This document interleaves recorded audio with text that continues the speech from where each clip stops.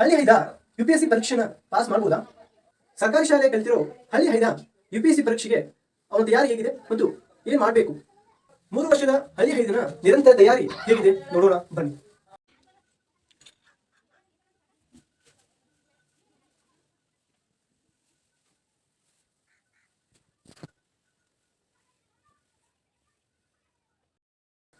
Hi ಗೆಳೆಯರೆ, ನಾನು ನಿಮ್ಮ ಪ್ರೀತಿಯ ಶಿವರಾಜ್. Today if you pass the time will pass you. ಇವತ್ತು ನೀವು ಸಮಯವನ್ನು ಪಾಸ್ ಮಾಡ್ತಾ ಹೋದ್ರೆ ನಾಳೆ ನಿಮಗೆ ಸಮಯ ನಿಮ್ಮನ್ನು ಪಾಸ್ ಮಾಡಿ ಹೋಗ್ತದೆ. Don't be a waste time and don't be a pass the time. ಯಾವಾಗಲೂ ಸಮಯವನ್ನು ನೀವು ಸದಾ ಕಾಲ ಉಪಯೋಗ ಮಾಡ್ತಾ ಇದ್ರೆ ಮಾತ್ರ ಸಣ್ಣ ಸಣ್ಣ ಹನಿ ಕೂಡಿ ದೊಡ್ಡ ಹಳ್ಳ ಕೊಳ್ಳ ಮತ್ತು ಸಮುದ್ರ ಸಾಗರ ಆಗಲಿಕ್ಕೆ ಸಾಧ್ಯ. ನಾನು ನಿಮ್ಮ ಪ್ರೀತಿಯ ಶಿವರಾಜ್. ಇವತ್ತು ನಾನು ನಿಮಗೆ UPSC ಸಾಧನೆಗೋಸ್ಕರ ನಾವು ಮಾಡುವಂಥ ತಯಾರಿ ಕುರಿತು ಮತ್ತು UPSCಗೋಸ್ಕರನೇ ಯಾವ ರೀತಿಯಾಗಿ ರೂಮನ್ನು ವಿಶೇಷವಾಗಿ ಹೊಂದಿಸಿಕೊಳ್ಬೇಕು ಮತ್ತು ಅದರ ತರಬೇತಿ ಮತ್ತು ವಿಶೇಷವಾಗಿ ಅದರ ಪೂರ್ವ ಸಿದ್ಧತೆಯ ಕುರಿತು ನಾನು ನಿಮಗೆ ಇವತ್ತು ಹೇಳಿಕ್ಕೆ ಬಂದಿದ್ದೀನಿ. ಸೊ ನೇರವಾಗಿ ನಾನು ನನ್ನ ರೂಮನ್ನು ಪರಿಚಯ ಮಾಡಿಸ್ಕೊಳ್ತಾ ಅದ್ರ ಜೊತೆಗೆ ನನ್ನ ಪರೀಕ್ಷಾ ತಯಾರಿ ಮತ್ತು ನಾನು ಯಾವಾಗಿಂದ ಪರೀಕ್ಷೆಯನ್ನ ಮಾಡ್ತಾ ಇದ್ದೀನಿ ಅನ್ನೋದನ್ನ ನಿಮಗೆ ಒಂದೊಂದು ಇಂಚಿಂಚು ಸಹ ಹೇಳ್ತಾ ಹೋಗ್ತೀನಿ. ಫಸ್ಟ್ಗೆ ನೇರವಾಗಿ ನನ್ನ ರೂಮನ್ನು ನಿಮ್ಗೆ ತೋರಿಸ್ತಾ ಇದ್ದೀನಿ. ಸೊ ಇದು ಕರ್ನಾಟಕ ಮ್ಯಾಪ್ ಅಂತ ಗೊತ್ತಿದೆ. This is a Karnataka map in the ನಾನು ಕರ್ನಾಟಕದಲ್ಲಿ ಇರೋದ್ರಿಂದ I am explaining about Karnataka map. Then I am going to explain you Indian map and world map. So now we are going to discuss about the Karnataka map. ಕರ್ನಾಟಕದಲ್ಲಿ ನಮ್ಗೆ ಅನೇಕ ಸಾಮಾನ್ಯವಾಗಿ ಪ್ರಸ್ತುತ 30 ಜಿಲ್ಲೆಗಳು ಮತ್ತು ಅನೇಕ ತಾಲೂಕುಗಳು ಸಿಗ್ತಾ ಹೋಗ್ತಾವ. ವಿಶೇಷವಾಗಿ ನಾವು ಕರ್ನಾಟಕದಲ್ಲಿ ಮತ್ತು ಕನ್ನಡದಲ್ಲಿ ನಾನು ಹುಟ್ಟಿರೋದ್ರಿಂದ ನಾವು ಯಾವಾಗ ನಮ್ಮ ಇಂಟರ್ವ್ಯೂ ಪ್ರಿಪ್ರೇಷನ್ಗೆ ಹೋಗ್ತಿದ್ದೀವಿ, ಸೊ ಕರ್ನಾಟಕದ ಬಗ್ಗೆ ಹಲವಾರು ಕ್ವಶನ್ಸ್ಗಳು ಬರ್ತವೆ. ಸೊ ಹೀಗಾಗಿ ನಮ್ಮ ಕರ್ನಾಟಕದ ಬಗ್ಗೆ ಅವೇರ್ ಇರೋದು ಬಹಳ ಮುಖ್ಯವಾಗಿರ್ತದೆ. ಸೊ ಕರ್ನಾಟಕದಲ್ಲಿ ನಾವು ಕರ್ನಾಟಕದಲ್ಲಿ ಕನ್ನಡದ ಮ್ಯಾಪ್ ಅನ್ನು ಸರಿಯಾಗಿ ಗಮನಿಸಬೇಕು. ನೇರವಾಗಿ ಬರ್ತೀನಿ. ಕರ್ನಾಟಕದ ಅಕ್ಕಪಕ್ಕದ ರಾಜ್ಯಗಳು ಮತ್ತು ಕರ್ನಾಟಕಕ್ಕೆ ಹೊಂದಿರುವಂತಹ ಪ್ರಮುಖ ಕರಾವಳಿ ತೀರಗಳು, ಅದರ ಜೊತೆಗೆ ಕರ್ನಾಟಕದಲ್ಲಿ ವಿಶೇಷವಾದಂತಹ ಅನೇಕ ಜಲಪಾತಗಳು ಮತ್ತು ವಿಶೇಷವಾದಂತಹ ಆಹಾರಗಳ ಬಗ್ಗೆ ನಾವು ಗಮನ ವಹಿಸಬೇಕು ಸ್ನೇಹಿತರೆ. ಇದು ಕರ್ನಾಟಕದ ಮ್ಯಾಪ್ ಅನ್ನು ಬಹಳ ವಿಶ್ಲೇಷಣವಾಗಿ ನಾವು ಸ್ಟಡಿ ಮಾಡಬೇಕಾಗ್ತದೆ. ಇದನ್ನ ಸಪರೇಟ್ ಆಗಿ ನಿಮ್ಗೆ ನಾನು ವಿಡಿಯೋ ಮಾಡಿ ಹಾಕ್ತೀನಿ. ಇನ್ನು ಇಂಡಿಯನ್ ಮ್ಯಾಪ್, ನಾವು ಯಾವಾಗ ಮ್ಯಾಪ್ ರೀಡಿಂಗ್ ಅಂತ ಸಪ್ರೇಟ್ ಆಗಿ UPSC ಪರೀಕ್ಷೆ ಒಳಗ ಹಲವಾರು ವಿಚಾರಗಳು ಬಂದಾಗ ಇಂಡಿಯನ್ ಮ್ಯಾಪ್ ಅನಾಲಿಸಿಸ್ ಮಾಡಬೇಕಾಗ್ತದೆ. ಇಂಡಿಯನ್ ಮ್ಯಾಪ್ ನಲ್ಲಿ ನಾವು physical map and another one is geographical map ಅಂತ ಹೇಳ್ತೀವಿ, ಅಂದ್ರೆ ಪೊಲಿಟಿಕಲ್ ಮ್ಯಾಪ್ ಅಂತ ಹೇಳ್ತೀವಿ. ಸೊ ಪ್ರಾಕೃತಿಕ ಮತ್ತು ನಮ್ಮ ಸಾಮಾನ್ಯವಾಗಿ ಭೌಗೋಳ ಪೊಲಿಟಿಕಲ್ ಮ್ಯಾಪ್ ಅಂತ ಹೇಳ್ತೀವಿ. ಪ್ರಾಕೃತಿಕ ಮ್ಯಾಪ್ ನಲ್ಲಿ ನಾವು ಗಮನಿಸಬೇಕಾಗಿರೋದು ಭಾರತ ಯಾವ ದೇಶದೊಂದಿಗೆ ಮತ್ತು ಎಷ್ಟು ಕಿಲೋಮೀಟರ್ಗಳವರೆಗೆ ಗಡಿಯನ್ನು ಹೊಂದ್ಕೊಂಡಿದೆ ಮತ್ತು ವಿಶೇಷವಾಗಿ ಭಾರತ ಯಾವ ದೇಶದೊಂದಿಗೆ ಹೆಚ್ಚು ಗಡಿಯನ್ನು ಹೊಂದಿದೆ ಮತ್ತು ಕಡಿಮೆ ಗಡಿಯನ್ನು ಹೊಂದಿದೆ ಮತ್ತು ಭಾರತ ಅಕ್ಕಪಕ್ಕದ ದೇಶದಲ್ಲಿ ಇರುವಂತಹ ಅದರ ಸಂಬಂಧಗಳ ಬಗ್ಗೆನೂ ಸ್ನೇಹಿತರೆ UPSC ಪರೀಕ್ಷೆ ಒಳಗ ಅನೇಕ ಪ್ರಶ್ನೆಗಳು ಬರ್ತಾ ಇರ್ತಾವ. ಪರೀಕ್ಷೆಯಲ್ಲಿ ಪ್ರಶ್ನೆಗಳು ಹೇಗಿರ್ತಾವಂದ್ರ ಯಾವ ರಾಜ್ಯ ಅತಿ ಹೆಚ್ಚು ಗಡಿಯನ್ನ ಇನ್ನೊಂದು ದೇಶದೊಂದಿಗೆ ಹೊಂದಿದೆ ಅಂತ. ನಮ್ಗೆಲ್ಲ ಗೊತ್ತಿರಬಹುದು, ಅನೇಕ ಪ್ರಶ್ನೆಗಳು ಭಾರತದ ಮ್ಯಾಪ್ಗಳ ಒಂದು ಗಡಿಯ ವಿಚಾರವಾಗಿ ಮತ್ತು ಅಕ್ಕಪಕ್ಕದ ದೇಶಗಳು, ನೆರೆಹೊರೆಯ ದೇಶಗಳು, ನೈಬರ್ಸ್ ಕಂಟ್ರಿಗಳು ಏನು ಕರಿತೀವಿ ಅದರ ಮೇಲೆ ಅನೇಕ ಪ್ರಶ್ನೆಗಳು ಬರ್ತಿರ್ತಾವ. ಆ ಪ್ರಶ್ನೆಗಳು ಹೇಗೆ ಬರ್ತಾವ ಮತ್ತು ಯಾವ ಪ್ರಶ್ನೆ ಮತ್ತು ಯಾವ ಭಾಗದಲ್ಲಿ ಬಹಳ ಮುಖ್ಯವಾದಂತಹ ಭಾಗ ಯಾವುದು ಅಂತ ನಿಮಗೆ ನಾನು ಮತ್ತೊಂದು ವಿಡಿಯೋದೊಳಗೆ ಹೇಳ್ತೀನಿ.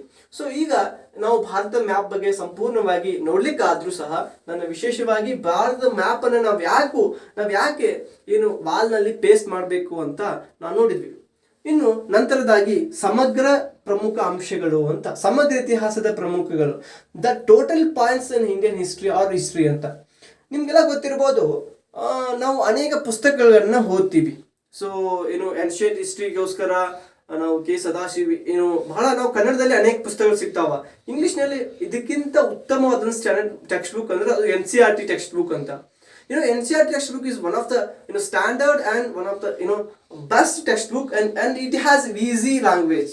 ಅದರಲ್ಲಿ ಪ್ರಮುಖವಾಗಿ ಬಹಳ ಸರಳವಾಗಿ ಸರಳ ಭಾಷೆಯಲ್ಲಿ ಅವರು ತಿಳಿಸಿಪಡಿಸುವಂತಹ ಕೆಲಸವನ್ನ NCERT ಟೆಕ್ಸ್ಟ್ ಬುಕ್ ನಲ್ಲಿ ಮಾಡಿದ್ದಾರೆ. ಸಮಗ್ರ ಇತಿಹಾಸ ಅಂದ್ರೆ ನಾನು ಇಲ್ಲಿ ಯಾಕೆ ಹಾಕಿದ್ದೀನಿ ಅಂದ್ರೆ, ನನ್ನ ಎಲ್ಲ ಇತಿಹಾಸದ ಪಾಯಿಂಟ್ಸ್ ಗಳನ್ನ ನಾನು ಸದಾಕಾಲ ಓದ್ಲಿಕ್ಕಿಲ್ಲ. ಯಾವ ಯಾವ ಮುಖ್ಯವಾಗಿ ಇರುವಂತ ಪಾಯಿಂಟ್ಸ್ ಗಳು ಏನಿದಾವೋ ಅವುಗಳನ್ನ ಮಾತ್ರ ನಾನು ಚಾರ್ಟ್ಗಳ ರೂಪದಲ್ಲಿ ದಿನಕ್ಕೆ 2 ಬಾರಿ ಆದ್ರೂ ನಾನು ನೋಡ್ಕೊಳ್ತಿದ್ದೀನಿ.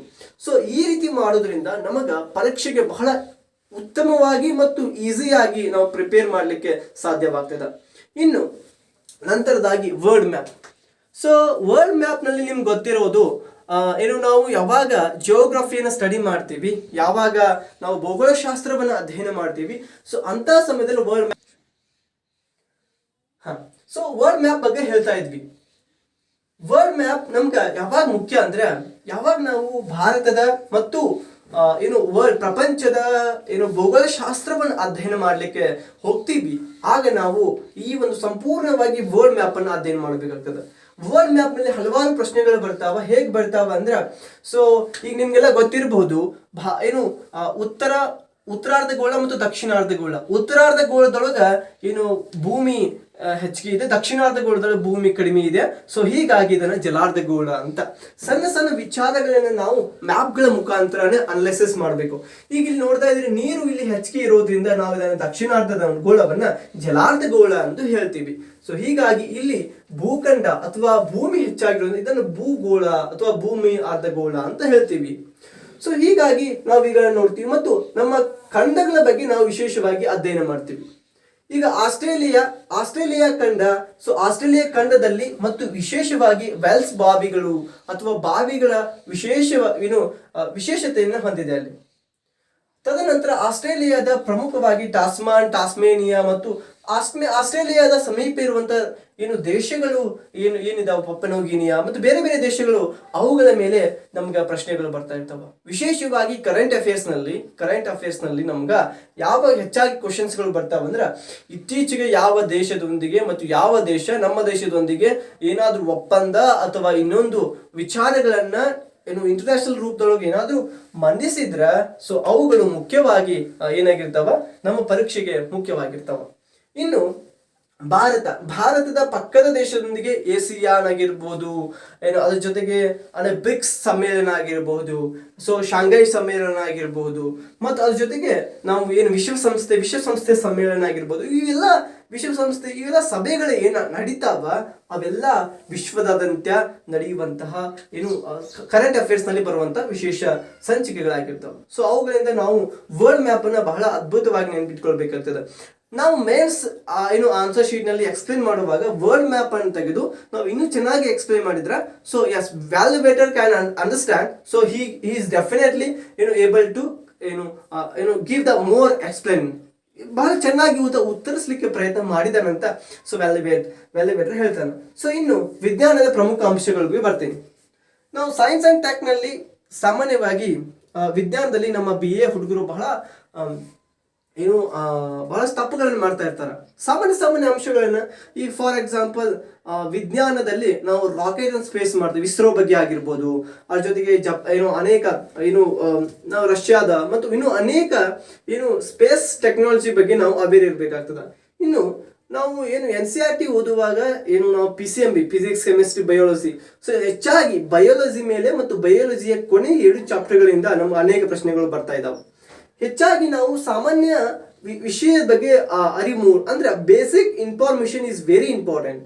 ಈಗ ನಮ್ಗೆ ಬೇಸಿಕ್ ಗೊತ್ತಿರದೆ ಅಡ್ವಾನ್ಸ್ ಹೋಗೋದು ಬಹಳ ತಪ್ಪಾಗ್ತದೆ. ಹೀಗಾಗಿ ಸಣ್ಣ ಬೇಸಿಕ್ ಗಳ ವಿಚಾರಗಳನ್ನ ನಾನು ಚಾರ್ಟ್ ಮುಖಾಂತರ ಅಂಡರ್ಸ್ಟ್ಯಾಂಡ್ ಮಾಡ್ಕೊಂಡಿದ್ದೀನಿ. ಫಾರ್ ಎಕ್ಸಾಂಪಲ್, ಈಗ ಪಾಲಕ್ ಸೊಪ್ಪಿನಲ್ಲಿ ಏನ್ ಇರ್ತೈತೆ, ಟೊಮ್ಯಾಟೊನಲ್ಲಿ ಯಾವ ಆಮ್ಲ ಇರುತ್ತೆ. So these are very important acids. So ಇವುಗಳನ್ನ ನಾವು ಬಹಳ ಅತಿ ನಾಜೂಕತನದಿಂದ ಮಾತ್ರ ಕಲಿಬೇಕಾಗ್ತದೆ. ಸೊ ನಾವು ಹೆಚ್ಚಾಗಿ ನಾವು ಓದಿ ಕಲಿಯೋದಕ್ಕಿಂತ ನೋಡಿ ಕಲಿಬೇಕು ಅಂದಾಗ ನಮ್ಗೆ ನಾವು ಹೆಚ್ಚಾಗಿ ತಿಳ್ಕೊಳ್ಳಿಕ್ಕೆ ಕಾರಣವಾಗ್ತದೆ.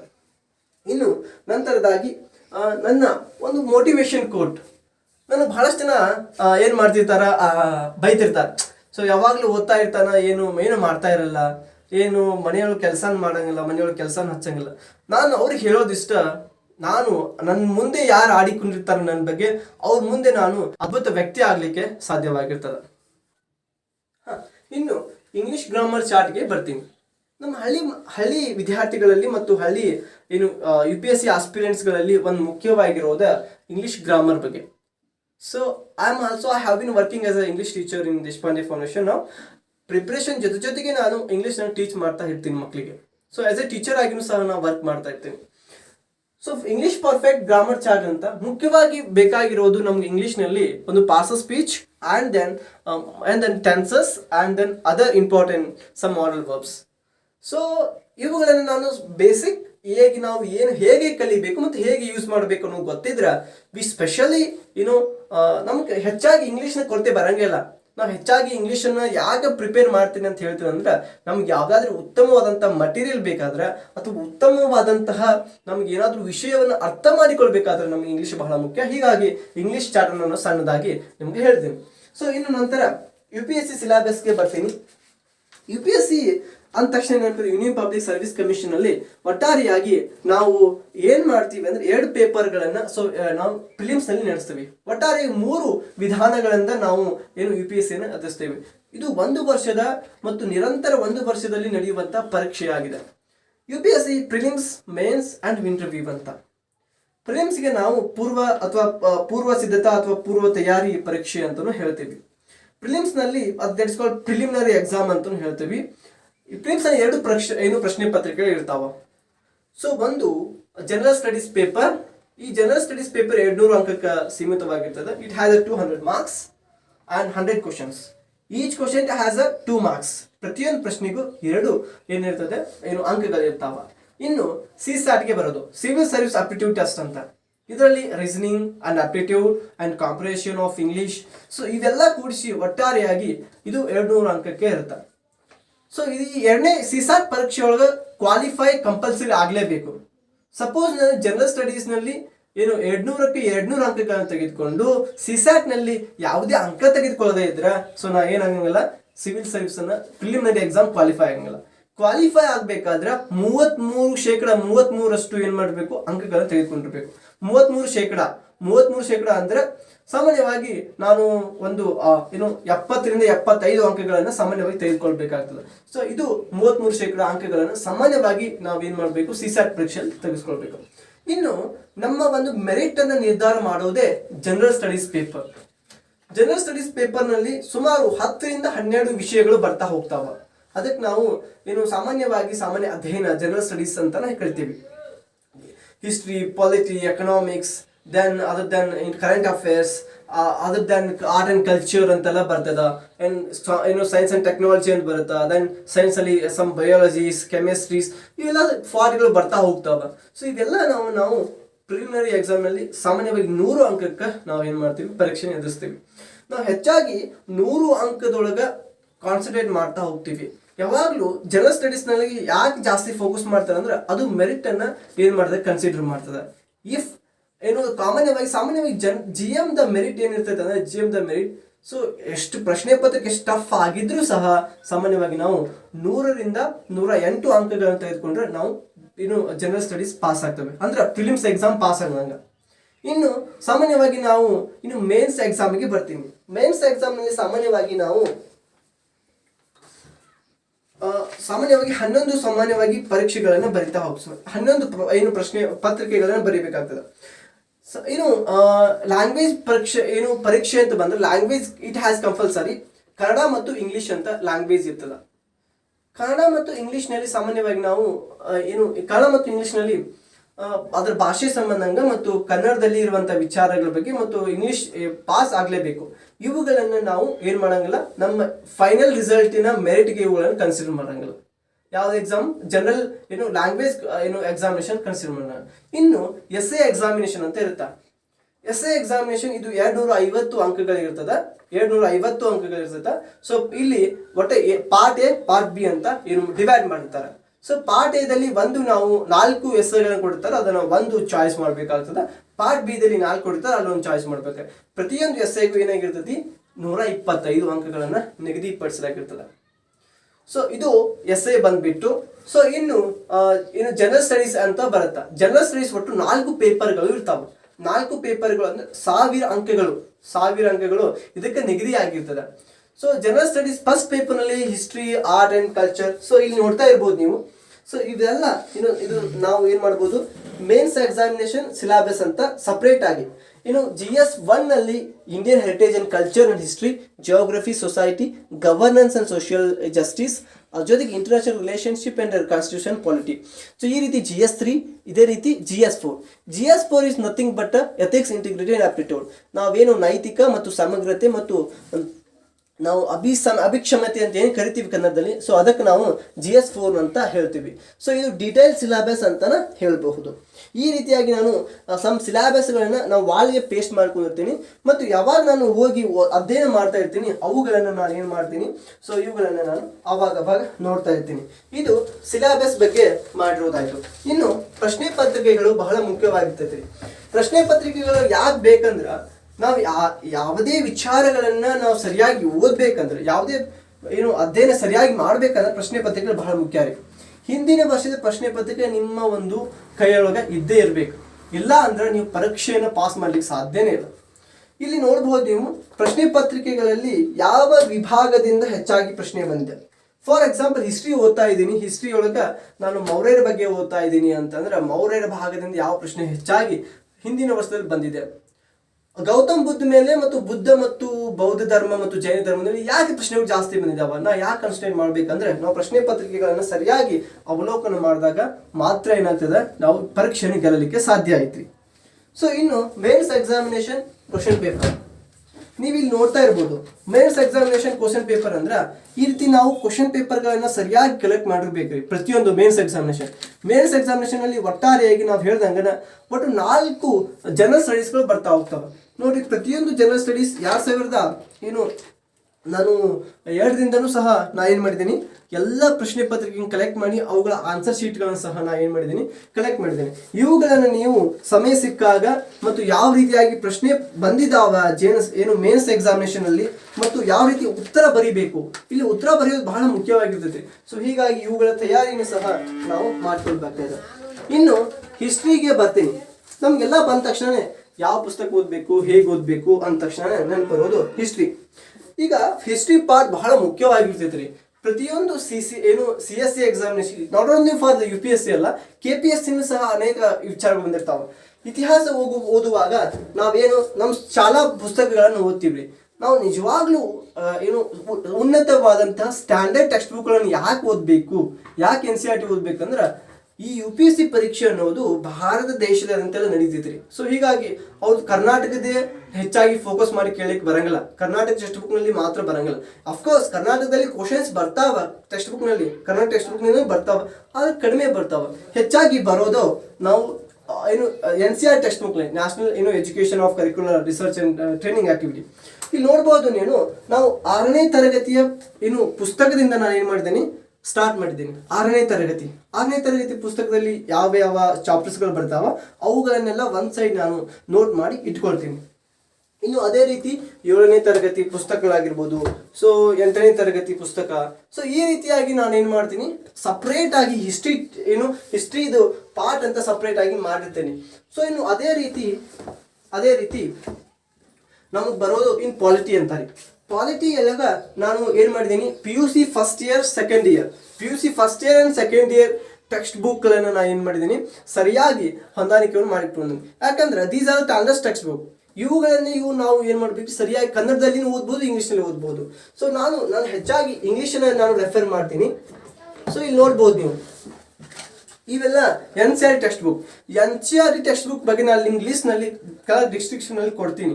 ನೀವು ಅಥವಾ ನಿಮ್ಗೆ ಏನಾದರೂ ಸಮಸ್ಯೆಗಳಿದ್ರೆ ನನಗೆ ಏನು ಮಾಡ್ಬೇಕ್ರಿ, ನೀವು ಕಾಂಟ್ಯಾಕ್ಟ್ ಮಾಡ್ಬೋದು. ಅಥವಾ ನನ್ನ ಟೆಲಿಗ್ರಾಮ್ ಗ್ರೂಪ್ ಟೆಲಿಗ್ರಾಮ್ ಗ್ರೂಪನ್ನು ನಾನು ಏನು ಮಾಡ್ತೀನಿ, ಸೊ ಕೆಳಗೆ ಡಿಸ್ಕ್ರಿಪ್ಷನ್ ಲಿಂಕಲ್ಲಿ ಹಾಕಿರ್ತೀನಿ, ನೋಡ್ಕೊಳ್ಬಹುದು. ಹೆಚ್ಚಾಗಿ ನಾವು ಇಂಡಿಯನ್ ಪಾಲಿಟಿ ಯಾಕೆ ಕನ್ಸಿಡರ್ ಮಾಡ್ಬೇಕಂದ್ರೆ ಪಾಲಿಟಿ ಮೇಲೆ ಅನೇಕವಾದಂಥ ತಿದ್ದುಪಡಿಗಳು ಇರ್ತಾವೆ. ಕರೆಂಟ್ ಅಫೇರ್ಸ್ನಲ್ಲಿ ಬಹಳ ಮುಖ್ಯವಾಗಿರ್ತದೆ ಮತ್ತು ಅದ್ರ ಜೊತೆಗೆ ನಮ್ಗೆ ಬೇಸಿಕ್ ನಾವು ಫ್ಯಾಕ್ಟ್ಗಳ ಬಗ್ಗೆ ಓದುವಾಗ ಬಹಳ ಮುಖ್ಯವಾಗಿರ್ತದೆ. ನಾವು NCERT ಟೆಕ್ಸ್ಟ್ ಬುಕ್ಗಳನ್ನು ಯಾಕೆ ಓದಬೇಕಂದ್ರೆ ಬೇಸಿಕ್ ಸರಿಯಾಗಿದ್ದರೆ ಮಾತ್ರ ನಾವು ಅಡ್ವಾನ್ಸ್ ಲೆವೆಲ್ನಲ್ಲಿ ಸರಿಯಾಗಿ ಹೊಂದಾಣಿಕೆ ಮಾಡ್ಕೊಳ್ಳಿಕ್ಕೆ ಆಗುತ್ತೆ. ಸೊ ಇದು ಸಂಪೂರ್ಣವಾಗಿ ನಾವೇನು ಮಾಡ್ದಂಗೆ ಆಗುತ್ತೆ, ಸೊ ಇಂಡಿಯನ್ ಕಾನ್ಸ್ಟಿಟ್ಯೂಷನ್ ಬಗ್ಗೆ ಕಲ್ತಂಗೆ ಆಗುತ್ತೆ. ಸೊ ಈ ರೀತಿಯಾಗಿ ನಾವು ಏನು ಮಾಡಬೇಕ್ರಿ, 6th to 12th ವರೆಗೆ ನೀವು ಎಲ್ಲ ಟೆಕ್ಸ್ಟ್ ಬುಕ್ಗಳನ್ನು ಏನು ಮಾಡಬೇಕು, one side Indian constitution separate, history separate, question paper separate ಮತ್ತು ಸಿಲೆಬಸ್ ಸಪ್ರೇಟ್ ಅಂತ ನೀವೇನು ಮಾಡಬೇಕು, ಪಾರ್ಟ್ ಮಾಡಿ ಹೊಂದಾಣಿಕೆ ಮಾಡ್ಕೊಳ್ಬೇಕಾಗ್ತದೆ. ಇನ್ನು ಮಾಕ್ ಟೆಸ್ಟಿಗೆ ಬರ್ತೇನೆ ರೀ. Mock test, so mock test ನಮ್ಗೆ ಯಾಕೆ ಇಂಪಾರ್ಟೆಂಟ್ ಅಂತಂದ್ರೆ, ಸೊ ಮಾಕ್ ಟೆಸ್ಟ್ ಯಾಕೆ ಇಂಪಾರ್ಟೆಂಟ್ ಅಂದ್ರೆ ಇಟ್ಸ್ ವೆರಿ ಇಂಪಾರ್ಟೆಂಟ್ ಬಿಕಾಸ್ ನಮ್ಮ ಯಾವ ಏನು ನಾವು ಸೆಕ್ಷನಲ್ಲಿ ವೀಕ್ ಇದ್ದೀವಿ, ಸಪೋಸ್ ಅದು ವೀಕ್ ಇನ್ ಜಾಗ್ರಫಿನೊಳಗೆ ನಾವು ಭಾಳ ವೀಕ್ ಇದ್ದೀನಿ. ಯಾಕೆ ವೀಕ್ ಇದ್ದೀನಿ, ಯಾವ ಟಾಪಿಕ್ ಮೇಲೆ ವೀಕ್ ಇದ್ದೀನಿ, so you can keep on reading. ಇನ್ನು ಮತ್ತೆ ನೀವು ಏನು ಮಾಡಬೇಕು, ಸ್ಟಾರ್ಟ್ ಮಾಡಬೇಕಾಗ್ತದೆ. ಸೊ ನಾವು ಇವಾಗ ಏನು ಮಾಕ್ ಟೆಸ್ಟ್ ಬಗ್ಗೆ ಡಿಸ್ಕಸ್ ಮಾಡ್ತಾ ಇದ್ವಿ. ಸೊ ಮಾಕ್ ಟೆಸ್ಟ್ ಭಾಳ ಇಂಪಾರ್ಟೆಂಟ್. ಯಾಕಂದರೆ ನೀವು ನೋಡ್ಬೋದು ಇಲ್ಲಿ ಮಾಕ್ ಟೆಸ್ಟ್ಗಳು ವಿಷನ್ IAS ನಿಂದ ಅನೇಕ ಮಾಕ್ ಟೆಸ್ಟ್ಗಳನ್ನು ನಾನು ಅಟೆಂಡ್ ಮಾಡಿರ್ತೀನಿ. So Indian polity, Indian history separate ಆಗಿ, ಅಥವಾ general studies answer explanation through the answer and history. So ಇವೆಲ್ಲ ಮಾಕ್ ಟೆಸ್ಟ್ಗಳನ್ನು ನೀವು ಸಾಮಾನ್ಯವಾಗಿ ಮಾಕ್ ಟೆಸ್ಟ್ಗಳನ್ನು 60ರಿಂದ 70 ಮಾಕ್ ಟೆಸ್ಟ್ಗಳನ್ನು ನೀವು ಅಟೆಂಡ್ ಮಾಡಲೇಬೇಕಾಗ್ತದೆ. ಮಾಕ್ ಟೆಸ್ಟ್ ಯಾಕೆ ಇಂಪಾರ್ಟೆಂಟ್ ಅಂದ್ರೆ ವಿದೌಟ್ ಮಾಕ್ ಟೆಸ್ಟ್ ನೀವು ಸರಿಯಾಗಿ ನೀವು ಎಷ್ಟು ಓದಿದ್ದೀರಿ ಮತ್ತು ಹೇಗೆ ಓದಿರಿ ಅಂತ ಗೊತ್ತಾಗಂಗಿಲ್ಲ. ಸೊ ಅದಕ್ಕೋಸ್ಕರ ನಾನು ಏನು ರೆಫರ್ ಮಾಡ್ತೀನಿ ಅಂದರೆ ಮಾಕ್ ಟೆಸ್ಟ್ಗಳನ್ನು ಕಡ್ಡಾಯವಾಗಿ ಮಾಡಬೇಕು. ಇಲ್ಲಿ ನೋಡ್ತಾ ಇರ್ಬೋದು ಮಾಕ್ ಟೆಸ್ಟ್ಗಳನ್ನು ನಾನು ಏನು ಹೇಗೆ ಅಟೆಂಡ್ ಮಾಡಿಕೊಂಡು ತಪ್ಪಾದ ಆನ್ಸರ್ಗಳು ಹೇಗೆ ತಪ್ಪು ಮಾಡಿದ್ದೀನಿ ಮತ್ತು ಹೇಗೆ ಮಿಸ್ಟೇಕ್ ಮಾಡ್ತೀನಿ, ನನ್ನ ಮಿಸ್ಟೇಕ್ಸ್ಗಳು ಏನು. ಸೊ ನೀವು ಏನು ಮಾಡಬೇಕು, you did not understood the topic correctly. ನೀವು ಸರಿಯಾಗಿ ಕ್ವಶನ್ಸ್ಗಳನ್ನು ಅನಾಲಿಸಿಸ್ ಮಾಡಲಿಲ್ಲ, ಸರಿಯಾಗಿ ಓದಿಲ್ಲ. ಸೊ ಇಲ್ಲಿ ನೋಡ್ಬೋದು ನಾನು ಈ ಮಾಕ್ ಟೆಸ್ಟ್ಗಳನ್ನು ಕೊಟ್ಟಿದ್ದೀನಿ. ಸೊ ಈ ಮಾಕ್ ಟೆಸ್ಟ್ಗಳನ್ನು ಕೊಟ್ಟು ನನ್ನ ಮಿಸ್ಟೇಕ್ಸ್ಗಳು ಏನು, ಸೊ ನನ್ನ ಮಿಸ್ಟೇಕ್ಸ್ಗಳನ್ನು ಮತ್ತೆ ಯಾವ ರೀತಿಯಾಗಿ ತಿದ್ದುಪಡಿ ಮಾಡ್ಕೊಳ್ಬೇಕು, ವಾಟ್ ಆರ್ ದಿ ಮಿಸ್ಟೇಕ್ಸ್, ಈ ಡೋಂಟ್ ಮೇಕ್ ಮಿಸ್ಟೇಕ್ ಅಗೇನ್. ಮಾಡಿದಂಥ ತಪ್ಪುಗಳನ್ನು ಮತ್ತೆ ನೀವು ಮಿಸ್ಟೇಕ್ಸ್ಗಳನ್ನು ಮಾಡದೆ ನೀವು ಸರಿಯಾಗಿ ತಿಳ್ಕೊಳ್ಬೇಕು. ಸೊ ನಾವು ಮತ್ತು ಮ್ಯಾಪ್ ರೀಡಿಂಗ್ನಲ್ಲಿ ಏನು ಸಮಸ್ಯೆ ಆಗಿದೆ, ಸೊ ಈ ರೀತಿ ಎಲ್ಲ ವಿಚಾರಗಳನ್ನು ನಾವು ಮಾಕ್ ಟೆಸ್ಟ್ಗಳನ್ನು ಅಟೆಂಡ್ ಮಾಡಿ ಮತ್ತು ಅವುಗಳನ್ನು ಸರಿಯಾಗಿ ಅನಾಲಿಸಿಸ್ ಮಾಡಬೇಕು. ಯಾವ ವೀಕ್ನಲ್ಲಿ ಯಾವ ಸೆಕ್ಷನ್ ಒಳಗೆ ನಾನು ಎಷ್ಟು ವೀಕ್ ಇದ್ದೀನಿ ಅನ್ನೋದನ್ನು ನೀವು ಸರಿಯಾಗಿ ತಿಳ್ಕೊಳ್ಬೇಕು. ಇದು ಮಾಕ್ ಟೆಸ್ಟ್ ಬಗ್ಗೆ ಆಯಿತು. ಸೊ ಇನ್ನು ಜಿಯೋಗ್ರಫಿ ಸೆಕ್ಷನ್ಸ್ಗೆ ಬರ್ತೀನಿ. ಸೊ ಜಿಯೋಗ್ರಫಿ ಸೆಕ್ಷನ್ಸ್ಗೆ ಬರೋದಾದರೆ ಜಿಯೋಗ್ರಫಿದಲ್ಲಿ 6 to 12 ಬುಕ್ಸ್ಗಳನ್ನು ಸಂಪೂರ್ಣವಾಗಿ ಹೊಂದಾಣಿಕೆ ಮಾಡಿಕೊಂಡಿರಬೇಕು. ಸೊ ನೀವು ಇಲ್ಲಿ ನೋಡ್ತಾ ಇದ್ದೀರಿ, these are text books, geography text book. So physical geography and world geography and Indian geography, specially in economic ಜಿಯೋಗ್ರಫಿನೂ ಬಹಳ ಮುಖ್ಯವಾಗಿರ್ತೈತೆ. ಸೊ ಇನ್ನು physical geography 12th standard books, 11th standard books is extremely good. And ಆದರೆ ನಾನು ನಿಮ್ಗೆ ಏನು suggestion ಮಾಡ್ತೀನಿ ಅಂದರೆ ಜಿಯೋಗ್ರಫಿ ಓದುವಾಗ ಮ್ಯಾಪನ್ನು ಹತ್ತಿರದಲ್ಲಿ ಇಟ್ಕೊಂಡು ಓದಬೇಕು. ಮ್ಯಾಪ್ ರೀಡಿಂಗನ್ನು ಸಂಪೂರ್ಣವಾಗಿ ಮಾಡಬೇಕು. ಹಾಗಾದರೆ ಮ್ಯಾಪ್ ರೀಡಿಂಗನ್ನು ಯಾವ ಬುಕ್ಸ್ ಓದಬೇಕಂತ ನಿಮ್ಗೆ ನಾನು ಹೇಳ್ತೀನಿ. ಆಕ್ಸ್ಫರ್ಡ್ ಸ್ಕೂಲ್ ಅಟ್ಲಾಸ್ ಅಂತ ಮ್ಯಾಪ್ ಬರುತ್ತಾ, ಸೊ ಇದು ಬುಕ್ಸ್ ಬರುತ್ತಾ, Oxford school atlas map reading book ಅಂತ. ಸೊ ನೀವು ಇದನ್ನು ಮಾರ್ಕೆಟ್ನಲ್ಲಿ ತೆಗೆದುಕೊಳ್ಬೋದು. ಇದು ಬಹಳ ಮುಖ್ಯವಾಗಿರ್ತದೆ. ಇಲ್ಲಿ ನೋಡ್ಬೋದು ನೀವು ಸಂಪೂರ್ಣವಾಗಿ ಯಾವ ಭಾಗ ಎಲ್ಲಿ ಬಂದಿದೆ. ಸೊ ನಮ್ಮ ಹಿಮಾಲಯದೊಳಗೆ ಯಾವ ಪ್ರಮುಖ ಹಿಮಾಲಯ ನದಿಗಳು ಹೇಗೆ ಹರಿತಾವ, ಸೊ ಮತ್ತು ಫಿಸಿಕಲ್ ಮ್ಯಾಪ್ ಮತ್ತು ಪ್ರತಿಯೊಂದು ವಿಚಾರದ ಬಗ್ಗೆ ಮ್ಯಾಪ್ನಲ್ಲಿ ಕೊಡುತ್ತದೆ. ಆ್ಯಂಡ್ ಇದರಲ್ಲಿ world map and Indian map ಸಂಪೂರ್ಣವಾಗಿ ಕವರ್ ಆಗಿರ್ತದೆ. ಸೊ ಇದು ಮ್ಯಾಪ್ ರೀಡಿಂಗ್ ಬುಕ್ಸ್ ಬಹಳ ಇಂಪಾರ್ಟೆಂಟ್. ಯಾವಾಗ ನಾವು ಜಿಯೋಗ್ರಫಿ ಓದ್ತಾ ಇರ್ತೀವಿ, ಸೊ ಆಗ ನಮ್ಗೆ ಏನಿರಬೇಕು, ಸಂಪೂರ್ಣವಾಗಿ ಏನಿರಬೇಕು, ಕೈಯಾಗ ಮ್ಯಾಪ್ ರೀಡಿಂಗ್ ಬುಕ್ ಇರಲೇಬೇಕು, ಅಥವಾ ಅಟ್ಲಾಸ್ ಇರಲೇಬೇಕು. ನಾವು without atlas we can't understand good.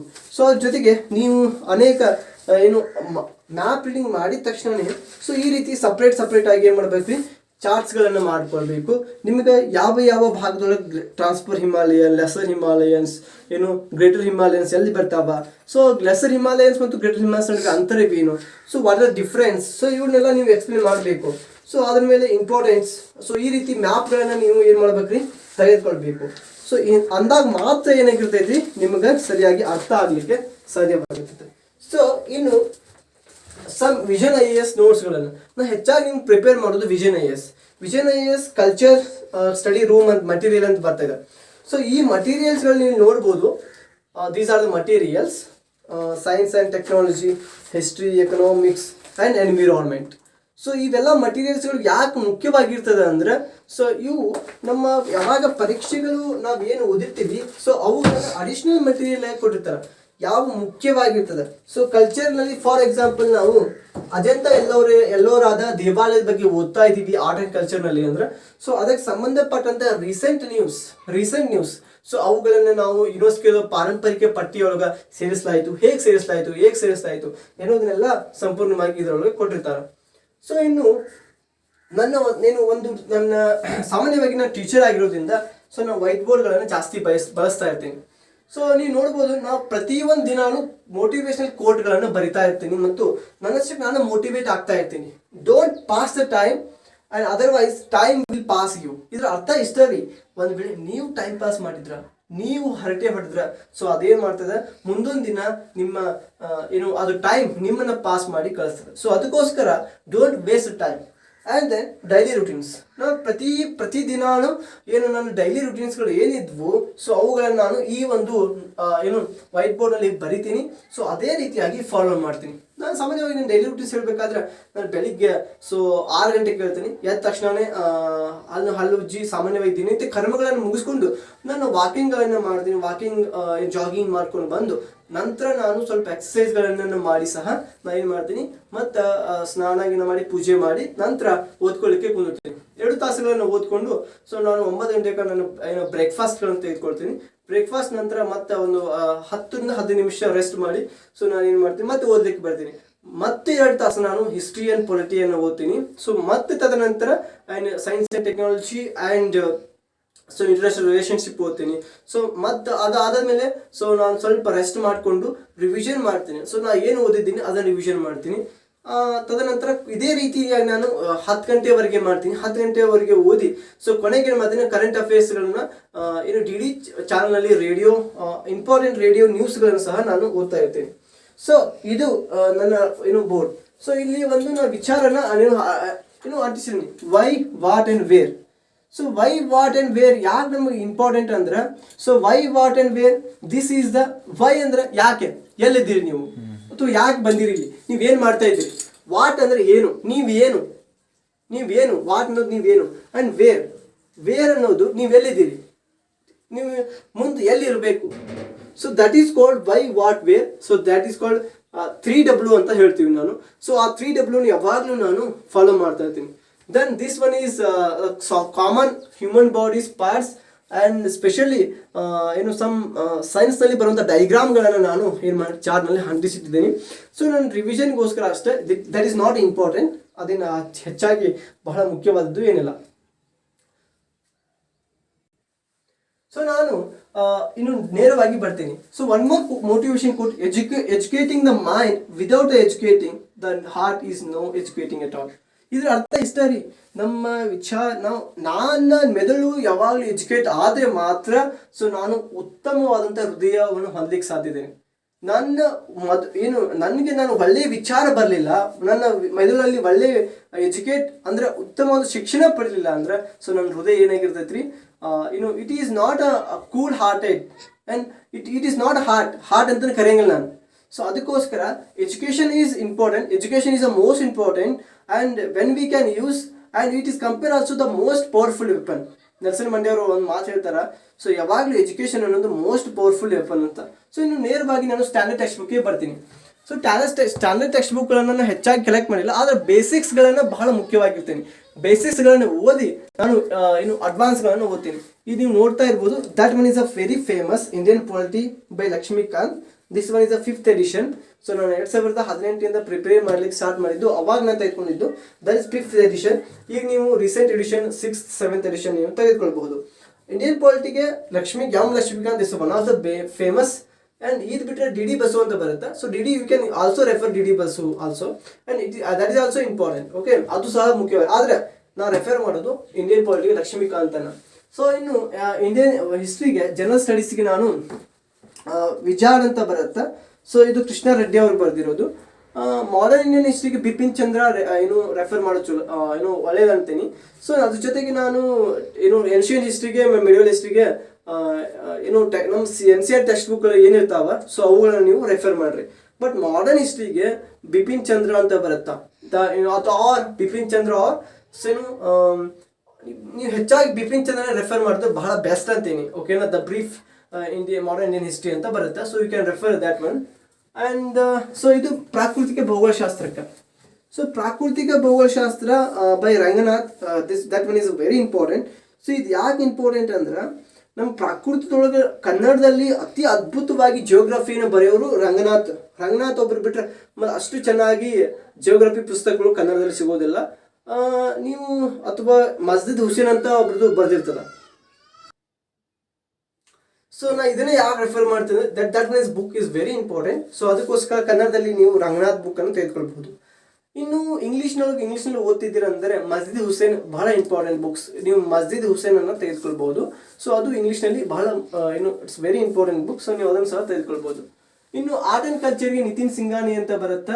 So and this one is a Nitin Singhania book, Nitin Singhania. So ನೀವು ಇದನ್ನು ಸಹ ತೆಗೆದುಕೊಳ್ಬಹುದು. ಇಲ್ಲಿ ನೋಡ್ಬೋದು ಅಬ್ಜೆಕ್ಟಿವ್ ಆಫ್ ಲಕ್ಷ್ಮೀಕಾಂತ್ ಅಂತ ಬರುತ್ತೆ.